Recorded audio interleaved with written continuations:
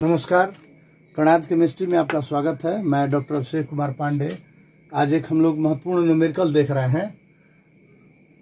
1 मोल Fe2S3 दिया हुआ है, 1 मोल फेरिक सल्फाइड दिया हुआ है, 2 मोल H2O और 3 मोल O2 आपस में विक्रिया करके FeOH3 फेरिक हाइड्रोक्साइड के कितने मोल का निर्माण करेंगे, यही आपको प्रश्न में पूछा जा रहा है।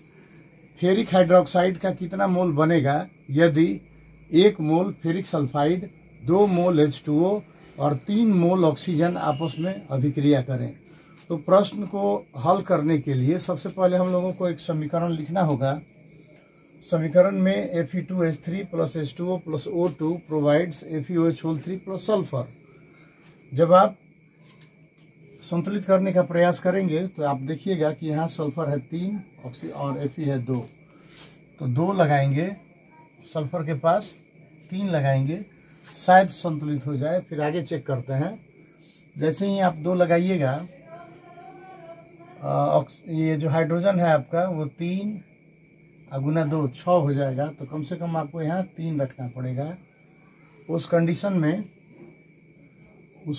ऑक्सीजन जरा सॉल्व करके देखिए तो 3 गुना 2 6, अभी ये 3 और 2 5 ही है। तो इस कंडीशन में डबल करना पड़ता है। बैलेंस करने के लिए सबको डबल करना पड़ता है। यहाँ 1 था तो 2 कर दिए, 3 है तो 6 कर दिए और यहाँ 1 है तो 2 कर दिए। यहाँ 2 लिखे थे तो हम लोग इसको 4 कर दें। यहाँ 3 लिखा गया है तो इसको 6 कर दें। इस प्रकार आप देखिएगा कि समीकरण संतुलित हुआ। और संतुलित समीकरण का उपयोग करके जांच करते हैं कि इन तीनों रिएक्टेंट में से, तीनों अभिकारक में से लिमिटिंग रीजेंट कौन है, सीमांत अभिकारक कौन सा है। तो देखिए ना, समीकरण के अनुसार 2 मोल फेरिक सल्फाइड का जब यूज होगा तब तक 6 मोल H2O का यूज हो जाएगा।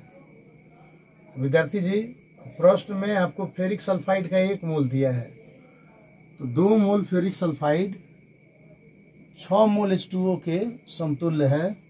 इसलिए 1 मोल फेरिक सल्फाइड जो क्वेश्चन में दिया हुआ है वो आपका 6/2 अर्थात 3 मोल H2O के समतुल्य होगा। और आपको H2O का मात्र 2 मोल दिया हुआ है, इसलिए H2O Fe2S3 के पहले समाप्त हो जाएगा। फेरिक सल्फाइड के पहले समाप्त हो जाएगा कौन, H2O। फिर से एक बार देखिएगा, यहाँ 2 मोल, 6 मोल, यहाँ 2 मोल। तो 2 मोल, चूंकि 2 मोल Fe2S3 समतुल्य है 6 मोल H2O के, इसलिए जब आप 1 मोल की बात करेंगे तो 6/2 अर्थात 3 मोल H2O। जब तक फेरिक सल्फाइड का 1 मोल खर्च होगा तब तक H2O का 3 मोल खर्च हो जाएगा।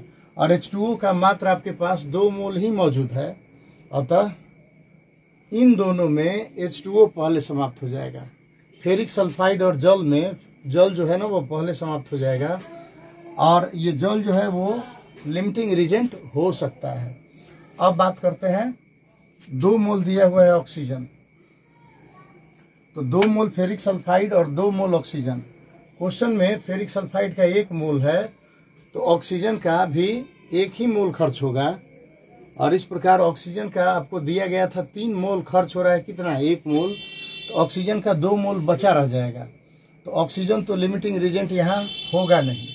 यहाँ ऑक्सीजन जो है वो लिमिटिंग रीजेंट नहीं है। ऑक्सीजन लिमिटिंग रीजेंट नहीं है। कैसे, देखिए तो 2 mole of Fe2S3 is equivalent to 2 mole of O2। इससे क्लियर है कि जब Fe2S3 का 1 मोल खर्च होगा तब ऑक्सीजन का भी 1 ही मोल खर्च होगा। और आपके पास ऑक्सीजन का कितना मोल है, 3 मोल है, यानी 2 मोल ऑक्सीजन अभी भी बचा रह जाएगा। तो इस प्रश्न में हम लोगों का जो लिमिटिंग रीजेंट है वो है H2O। H2O सीमांत अभिकारक है। सीमांत अभिकारक उस अभिकारक को कहते हैं जो कम मात्रा में प्रतिफल बनाता है, अथवा वैसा अभिकारक जो रासायनिक अभिक्रिया के दौरान पूर्णतः समाप्त हो जाता है, उसे सीमांत अभिकारक कहते हैं।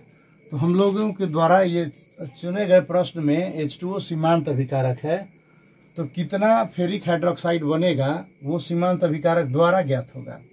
तो देखिए समीकरण से इसका 4 मोल बन रहा है, तो चूंकि 6 मोल H2O is equivalent to H2O का 6 मोल समतुल्य है 4 मोल FeOH होल 3 के, इसलिए इसके 1 मोल पर अगर निकाले तो 4/6 हो जाएगा।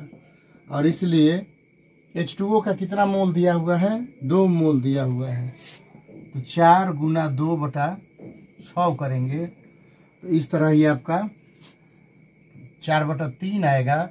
और 4/3 का मतलब 1.33 मोल FeOH होल 3 आएगा। तो यहाँ सीमांत अभिकारक का जो कॉन्सेप्ट है ये कि वैसा अभिकारक जो कम मात्रा में प्रतिफल बनाता है या फिर रासायनिक अभिक्रिया के दौरान पूर्णतः यूज्ड हो जाता है, उसे सीमांत अभिकारक कहते हैं। तो इस कॉन्सेप्ट का यूज करके हम लोगों ने इस प्रश्न को फाइनल किया। आज के लिए इतना ही। जय हिंद, धन्यवाद।